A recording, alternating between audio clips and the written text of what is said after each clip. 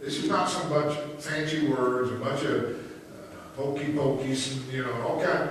This is the revelation of Jesus Christ. I am the first and the last, the one who was dead and came to life, saying, I know your tribulation and poverty, yet you are rich. I know the slander of those who say they're Jews and are not, but they are of the synagogue of Satan.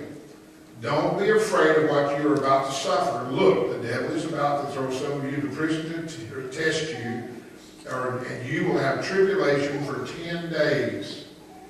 We're going to come back and talk about that a little bit. Be faithful unto death, and that's one expression. You will have tribulation for 10 days. Be faithful unto death. And I will give you the crown of life. I came to the office this morning and was closed my office and studying and praying. And I opened the door over here, turned on my cassette, my DVD on my computer, and I was in here praying and walking around, and I think it was Jay Cass came on and was singing, I told all my troubles goodbye, goodbye to each tear and each sigh. This world where I roam cannot be my home. I'm bound for that home in the sky. I walk and I talk with my Lord. I feast every day on His Word. Heaven is near, and I can't stay here. Goodbye. And I just, in fact, I put it on 2 or 3 times and listened to it. And it was coming back to this, and I look at this whole chapter here, and when he's talking to the church of Smyrna. And I told you earlier, I didn't know exactly where it's at, except it's 35 miles due north of Ephesus, so it's right on the coast. 100,000 people, so it's about the size of Springfield, Illinois. So there's a lot going on. It was a very, in fact, it was called the Crown City. It was a show place, and somewhere, I think 200, 300 years before Christ, they had a terrible earthquake there, and it destroyed the whole town. And so they came back and had some people who had some smarts, and it was one of the only cities in the world that was planned from day one. They rebuilt Smyrna with blocks, city blocks. It was laid out just like if you were to come in the subdivision I live in, it is different than some parts of this town. That's because it was laid out. They put everything together. They had engineers come in and say, we need streets this wide, you need sidewalks, you need sewage. Well, that's how Smyrna was 2,000 years ago. They came in and designed the city and put it together, and all of these things were there. And then all of a sudden we look at it and we realize that there's some unbelievable comments that Jesus made to the church.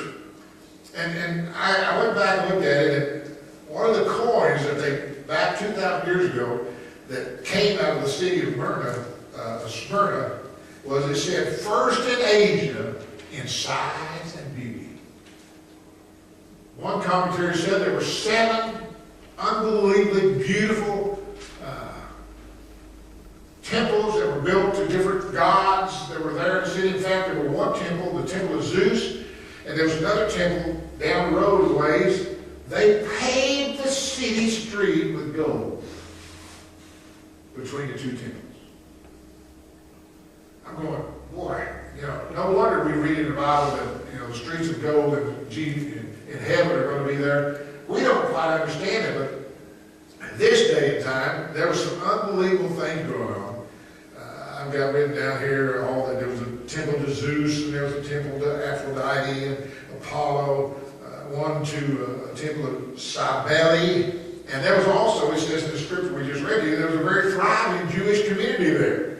So all these things are going on. It was a free town. It was they weren't under any rule of the Roman Empire or anything else. They were a free port.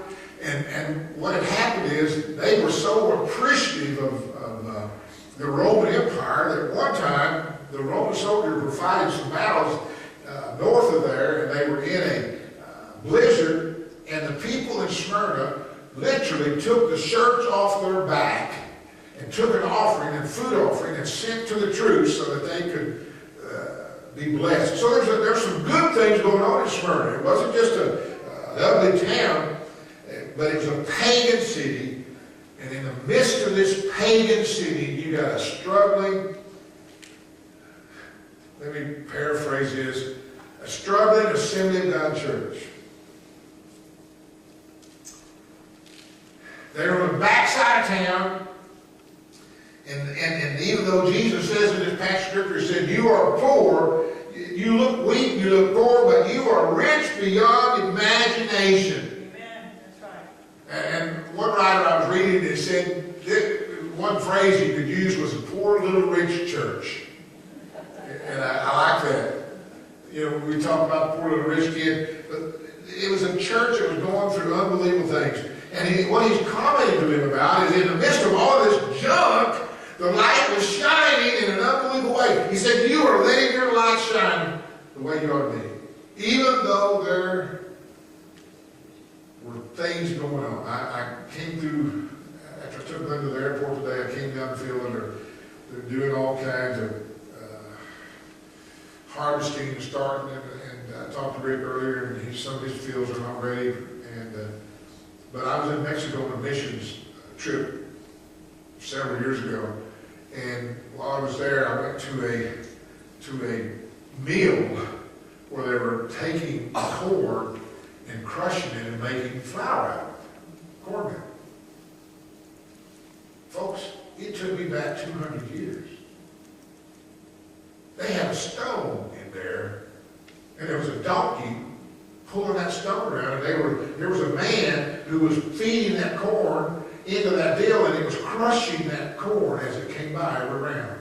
And they would sweep it off, and I looked at that and I thought, man, it's amazing. I read about that, I've never seen it, but it's happening in the world today. And this is a phrase that was used, you are being crushed like a stone coming by and crushing you, and you're going through this crushing right now. And he says, this is something you got to grab a hold of. In your crushing, you got to trust me. And he never put them down because they were holding on to the Lord. Church, I'm concerned with the American church today that I had someone told me the other day, and he's a friend of mine, but they've changed churches about 5 times in the last 10 years.